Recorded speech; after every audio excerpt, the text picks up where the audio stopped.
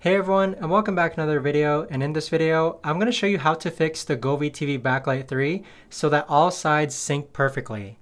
Now this video is going to be particularly useful for individuals who have the Govee Home app and also have the Govee TV Backlight 3 connected to it. Now the first thing that you want to do is hop onto the Govee Home app.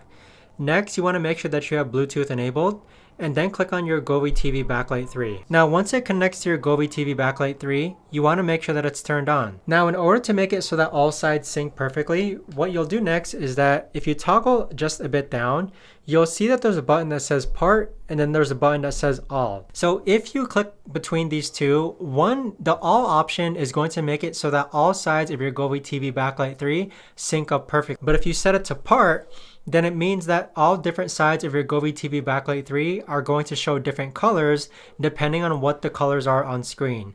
So if you want all three sides to sync perfectly, go ahead and click on all, and there you have it. But that right there, guys, is the best and easiest way that I know of to actually go ahead and make it so that your Govee TV Backlight 3 has all sides syncing perfectly.